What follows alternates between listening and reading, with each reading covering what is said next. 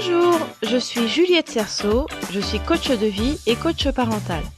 Je suis ravie de vous accueillir sur la boîte à outils des parents. C'est le podcast dédié aux parents qui vous donne des outils concrets applicables facilement et immédiatement pour vivre une parentalité plus épanouie. Aujourd'hui, nous allons parler de bonheur. La question du bonheur est la question à 1 million d'euros. C'est sûrement l'une des questions que l'on se pose le plus souvent. Comment être heureux ? On se pose cette question pour soi, mais aussi pour les autres et surtout pour nos enfants. Lorsqu'ils font quelque chose, lorsqu'on les emmène à Disneyland par exemple, et qu'ils ont un sourire jusqu'aux oreilles, on se dit « ça y est, il est heureux ou elle est heureuse ». Et nous sommes nous-mêmes remplis de fierté d'avoir rendu nos enfants heureux. Formidable, me diriez-vous. Sauf que lorsqu'on quitte Disneyland à la fin de la journée, est-ce qu'ils sont toujours heureux ? Oui, au moins sur le trajet du retour, au moins le reste de la soirée, peut-être même le lendemain. Et après ?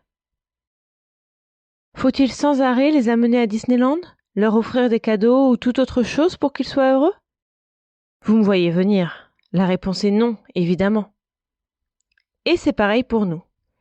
Est-ce qu'il faut qu'on soit sur un transat au bord d'une piscine sous un parasol en train de siroter un cocktail pour qu'on soit heureux ? Ou est-ce qu'il faut qu'on soit riche, qu'on ait une grande maison, la dernière voiture à la mode ? Est-ce qu'il faut qu'on ait des enfants obéissants, sages et calmes qui ne font jamais un faux pas pour être heureux ? Roulement de tambour, la réponse est la même, non plus. Alors une fois qu'on a dit ça, comment rendre nos enfants heureux ? Eh bien pour avoir des enfants heureux, il faut déjà commencer par être heureux soi-même. Ce sont les neurones miroirs qui entrent en jeu ici. Je ferai un épisode dédié aux neurones miroirs, mais pour faire bref, ce sont les neurones qui nous permettent de nous adapter à notre entourage, de nous sociabiliser, en imitant les autres. Alors comment se rendre heureux ? On croit souvent que le bonheur est un paquet que l'on recevrait dans la boîte à lettres, un beau jour, et que ça y est, une fois qu'on l'aura, on sera enfin heureux pour le reste de notre vie. On croit que quand on aura trouvé le compagnon ou la compagne idéale, on sera heureux. On croit que quand on aura trouvé la maison de ses rêves, le job parfait, ou qu'on gagnera tant d'argent, on sera heureux. Ou aussi parfois quand on aura des enfants calmes et obéissants qui font leur nuit et qui sont autonomes. Si c'est la façon dont vous fonctionnez, je suis désolée de vous le dire, mais vous vous trompez. Car tout cela est faux. Si on attend toujours qu'il se passe quelque chose pour être heureux, lorsque cette chose arrivera, notre esprit, habitué à ce schéma de pensée, voudra encore autre chose pour être heureux.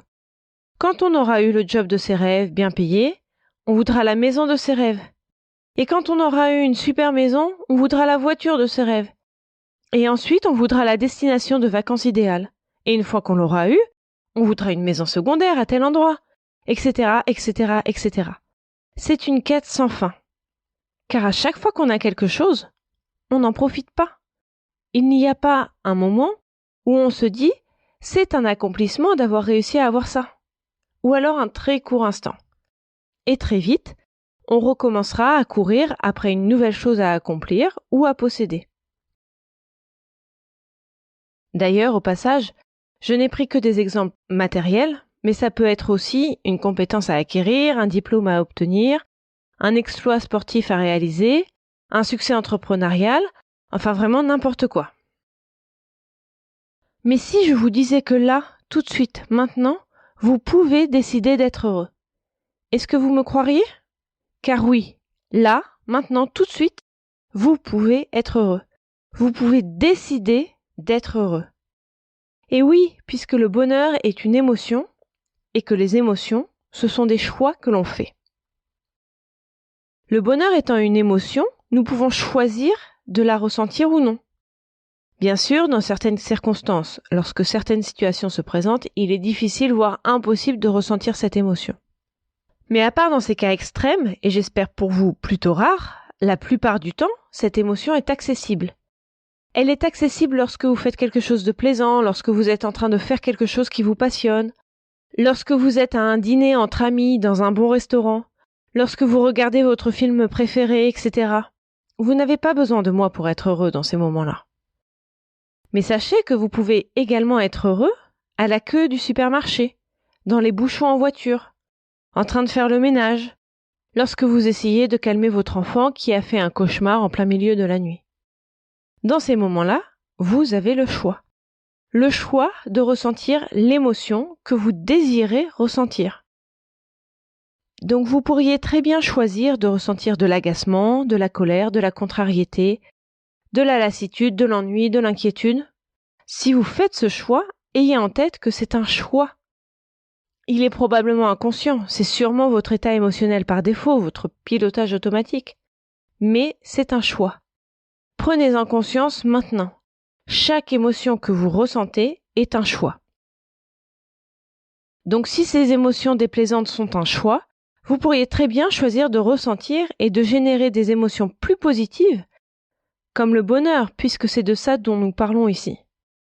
Mais c'est le même fonctionnement pour toutes les émotions. Alors, comment changer son émotion ? Toutes les émotions sont toujours la conséquence de pensées que l'on a. La pensée peut être automatique, fuser dans la tête et disparaître aussitôt. Parfois, et même souvent, nous n'en avons pas conscience. Pourtant, chaque émotion est la conséquence d'une pensée.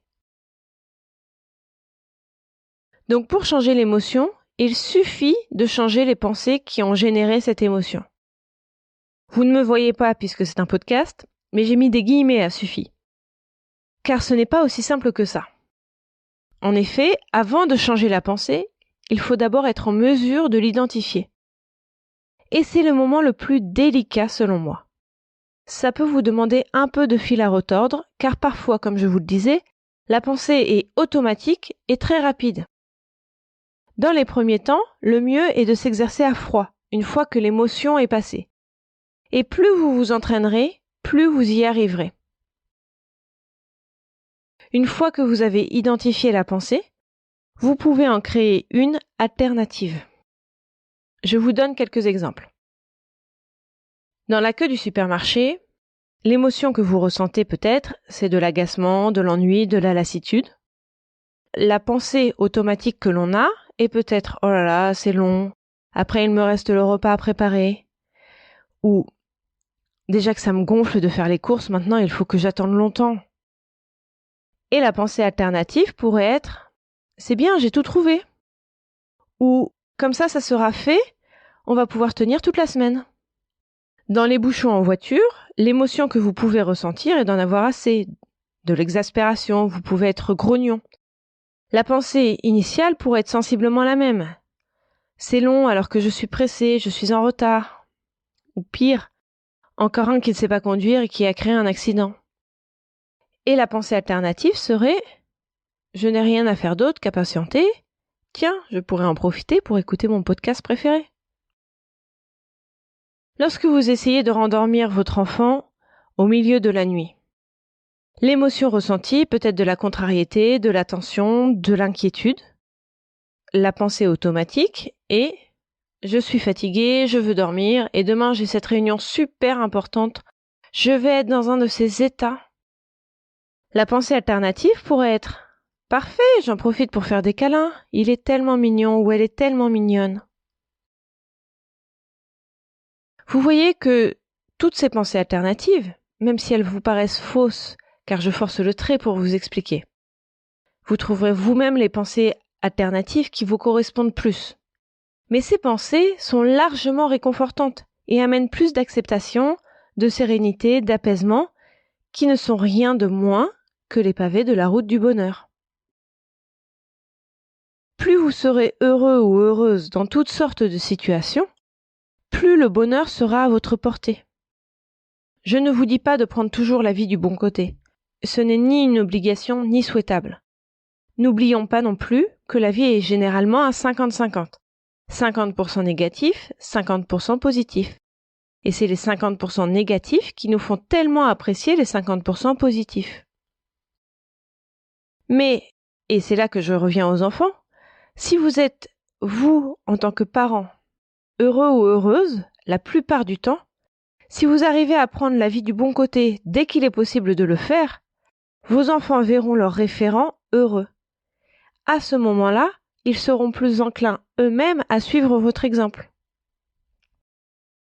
Vous vous demandiez souvent comment rendre vos enfants heureux. La réponse est en vous, aussi simple que cela puisse paraître.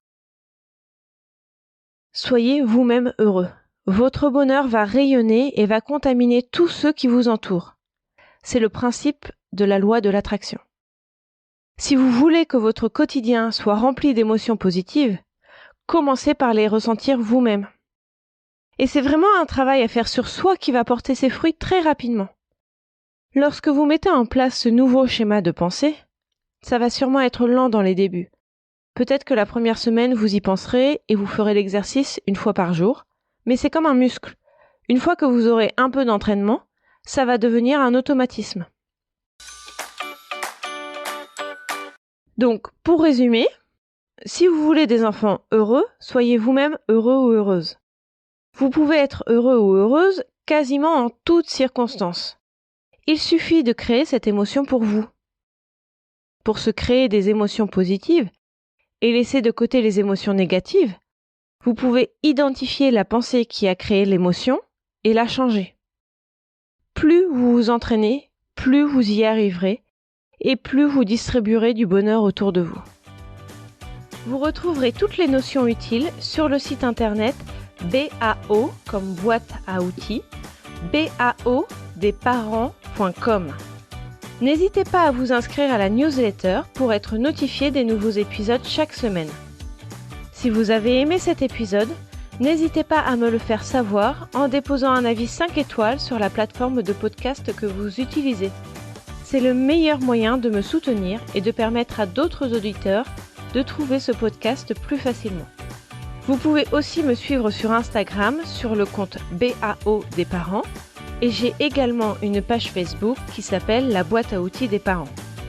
Enfin, sachez que si vous voulez progresser encore plus vite et de façon plus juste et efficace, je propose un accompagnement de coaching personnalisé, que ce soit du coaching de vie ou du coaching parental.